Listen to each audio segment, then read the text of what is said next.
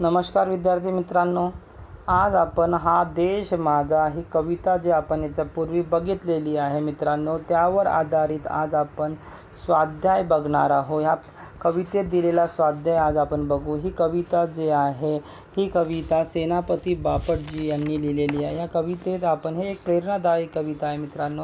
आपण बघितलं या कवितेमध्ये कवीने आपल्याला काय संदेश देण्याचा प्रयत्न केला आहे. तर कवीने आपल्याला हा संदेश देण्याचा प्रयत्न केला आहे की भारताबद्दल आपल्या मनामध्ये नेहमी प्रेम, आपुलकीचं जो प्रेम जे आस्था आहे ते आपण ठेवली पाहिजे. आपल्याला भारतामध्ये विविध हिमालय, विशाल सागर आपल्याला लागला आहे, त्याची काळजी आपण घेतली पाहिजे. ज्याच्यामुळे आपला देश आज सुजलाम सुफलाम झाला आहे, त्याच्याबद्दल माहिती दिलेली आहे. आपल्या देशामध्ये विविधतेतील एकता कशी आपल्या देशामध्ये दिसून येते ते सांगण्याचा प्रयत्न कवीने इथं केलेला आहे मित्रांनो. आपल्या देशामध्ये विविध प्रकारचे जाती धर्म असून सुद्धा आपण म्हणजे मोठा गुण्यागोविंदाने इथं राहतो ते सांगण्याचा प्रयत्न केलेला आहे. आणि असे असले तरी आपण नेहमी माणुसकीचा जो नाता आहे, जो जगामध्ये सर्वात मोठं नातं मानलं जातं, त्या नाताला कवीने जपायला सांगितलेलं आहे.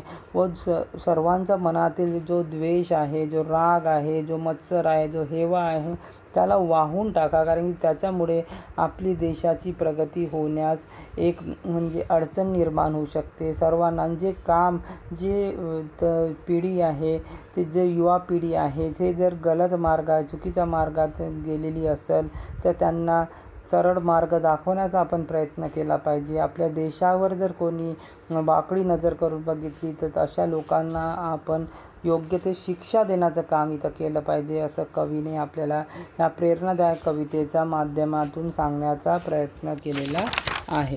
तर आज आपण यावर आधारित जो स्वाध्याय आहे तो शिकण्याचा प्रयत्न करूया मित्रांनो. ठीक आहे. तर कृती, पहिला प्रश्न आहे आकृती पूर्ण करा. तर आकृती पूर्ण करामध्ये प्रश्न दिलेला आहे, देशाचे मोठेपण सांगणाऱ्या कवितेतील गोष्टी. आता देशातील मोठेपण सांगणाऱ्या कवितेतील गोष्टी आपल्याला जाणून घ्यायचं आहे मित्रांनो. कोणत्या आहे की आपल्या देशामध्ये मोठमोठे हिमालय आहे, ते आहे, नद्या आहे की नाही.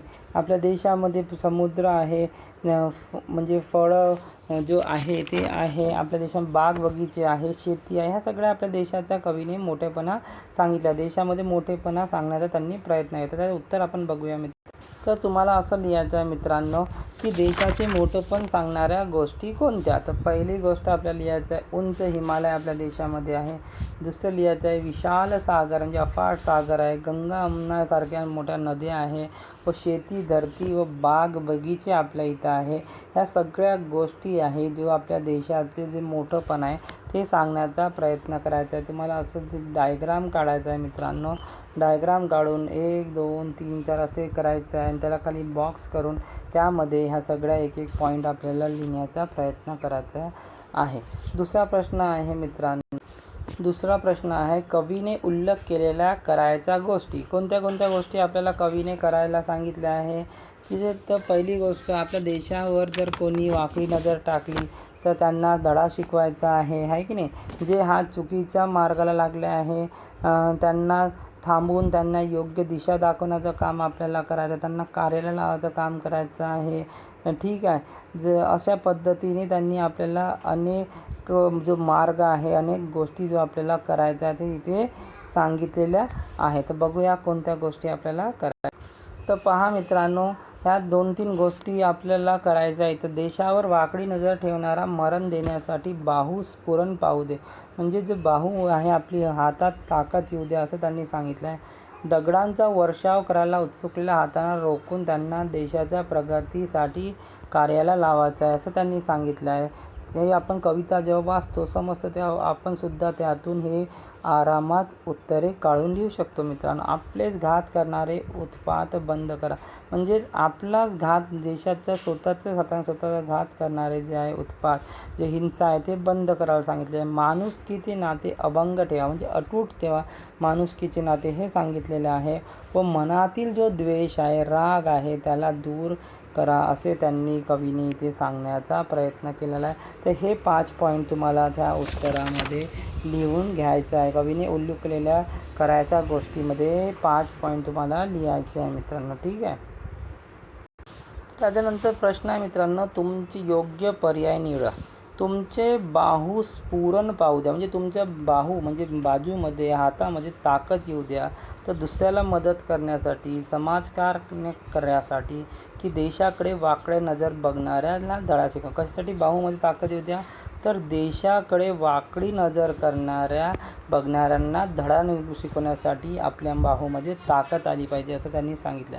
दुसरं, कवीच्या मते उत्सुकलेल्या हातांनी काय करा. जो पण हात उत्सुकलेले आहे त्यांनी काय केलं पाहिजे? शैक्षणिक कार्याला प्रोत्साहन द्यावे, किंवा देशाच्या प्रगतीसाठी कार्य करावे, किंवा सत्काराला प्रोत्साहन द्यावे, की हातांनी उत्सुकता तशीच ठेवावी. तर त्यांनी देशाच्या प्रगतीसाठी कार्य करावे. जो पण हात उत्सुक आहे, ज्यांना काहीतरी करायची इच्छा आहे, त्यांनी देशाच्या प्रगतीसाठी काय केले पाहिजे? कार्य केले पाहिजे, असं त्यांनी दाखवण्याचा प्रयत्न केलेला आहे मित्रांनो. ठीक आहे. त्यानंतर प्रश्न आहे मित्रांनो, देशातील विविधता दर्शवणारी कवितेतील ओळ शोधून लिहा. विविधता कोणती ओळ शोधून लिहायची आपल्याला? विविधता दर्शवणारी. तर आपल्याला जो शेवटचा जो उत्तरा आहे कवितेचा त्याच्यामध्ये दिला आहे, जरी अनेक आपले धर्म आहे की नाही, ते ओळीतून आपल्याला दिसते की विविधता आहे, धर्म वेगळे आहे, जाती वेगळ्या आहे, परी अभंग असू द्या. तर ते ओळ आपल्याला इथं लिहायची आहे मित्रांनो. तर आपल्याला ही ओळ लिहायची आहे, जरी अनेक आपले धर्म, जरी अनेक आपल्या जाती, परी अभंग असू द्या, सदैव आपली माणुसकीची नाती. तर हे ओळ आपल्याला तिथे लिहायचे आहे मित्रांनो. कुठे लिहायचे आहे? त्या प्रश्नाला. ह्या ओळीतून आपल्याला दिसून येते जो प्रश्न कवीनं विचारलेला आहे, देशातील विविधता दर्शवणारी कवितेतील ओळ. तर हे ओळ आपल्याला तिथे लिहिण्याचं कार्य करायचं आहे मित्रांनो. ठीक आहे. तर अतिशय सोपी आहे, आपण हे लिहून घ्यायचं आहे मित्रांनो. यानंतर प्रश्न आहे मित्रांनो, एका शब्दात उत्तरे लिहा. म्हणजे एकच शब्दात उत्तर लिहायचं आहे कवितेच्या आधारे. कवीने जपायला सांगितलेली गोष्ट. कोणती गोष्ट कवीने जपायला सांगितली आहे? तर माणुसकीची नाती. माणुसकीची नाती ही गोष्ट कवीने जपायला सांगितली आहे. माणुसकीची नाती. आपण जेव्हा कविता वाचतो त्यातून आपल्याला दाखवलं आहे कवीने काय संदेश दिला आहे, कोणती गोष्ट जपायला सांगितली आहे. तर माणुसकीची नाती. जेव्हा तुम्ही कविता वाचाल तेव्हा सुद्धा तुम्हाला हे इझिली तुम्हाला समजून येईल. ठीक आहे.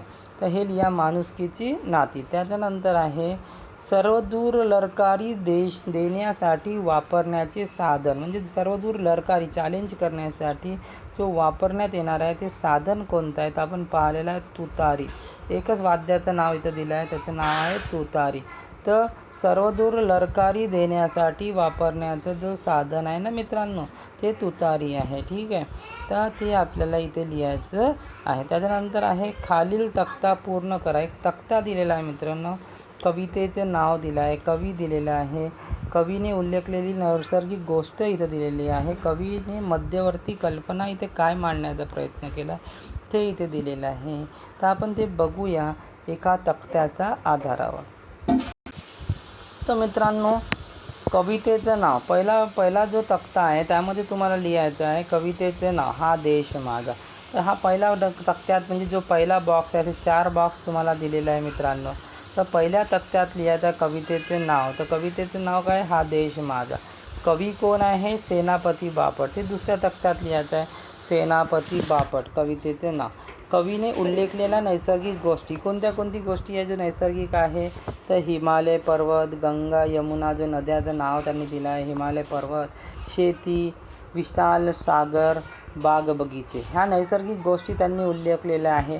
ते तिसऱ्या बॉक्समध्ये लिहायचे आहे जिथे त्यांनी प्रश्न विचारलेला आहे कवीने उल्लेखलेल्या नैसर्गिक गोष्टी.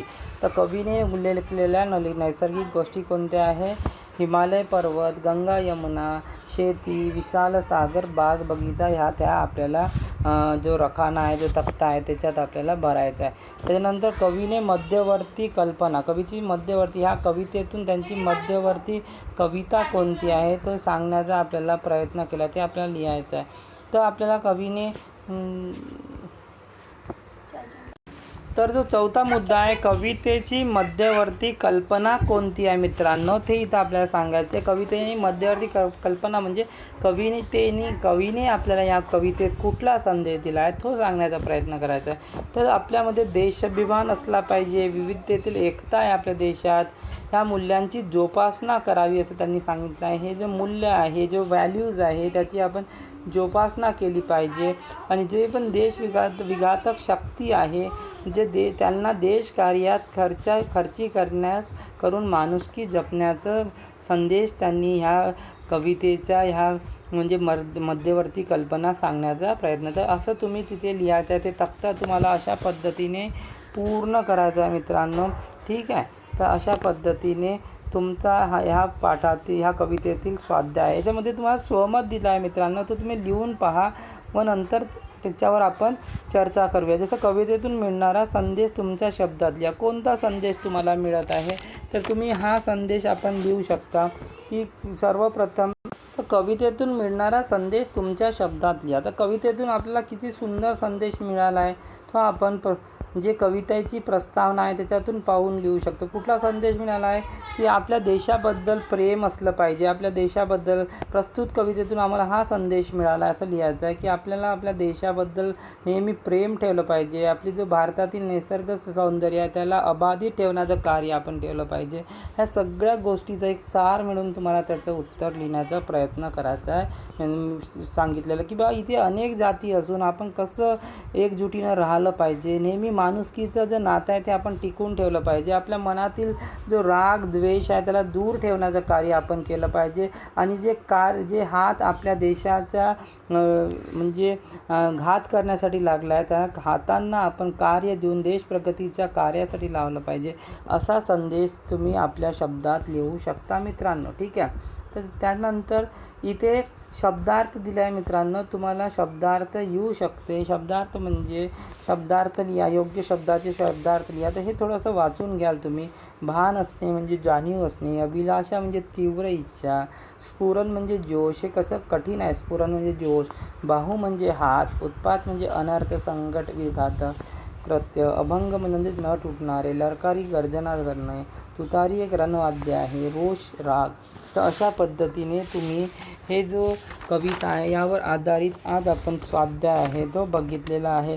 स्वतःचे सामर्थ्य देशहितासाठी वापरा हे कवीने विचारलं आहे. तर ते आपण वापरण्याचा ते त्याच्यावर आपले विचार स्पष्ट करायचे. तर कशा पद्धतीनं आपण आपले सामर्थ्य देशहितासाठी वापरू शकतो. तर ते सामर्थ्य वापरण्यासाठी आपण काय करू शकतो. तर आपण जे उत्पात आहे, जे हात आपल्या देशाच्या नुकसानीकरिता जो उत्सुकलेले हात आहे त्या हाताला आपल्याला रोकायचं आहे. त्या हाताला आपल्याला कार्याला लावायचं आहे व त्या हाताकडून आपल्याला देश प्रगती करून घ्यायची आहे. देशाला भरभराटी आणण्याचं काम करायचं आहे. जे उत्पात करता आहे, जे आपल्या देशाचा घात करण्याचा प्रयत्न आहे त्यांना रोखून आणि त्यांचं जो हे सामर्थ्य जो वाया चालला आपल्या देशाच्या म्हणजे विघातक जो पण गोष्टी करण्यासाठी त्याला थांबवून त्याला काहीतरी अर्थ दिशा देण्याचं कार्य आपल्याला करायचं आहे. हे आपल्याला आपल्या शब्दात लिहिण्याचा प्रयत्न करायचा आहे मित्रांनो. ठीक आहे. तर अशा पद्धतीने आपण हा देश माझा याचा स्वाध्याय समजून घेण्याचा प्रयत्न केलेला आहे मित्रांनो. धन्यवाद.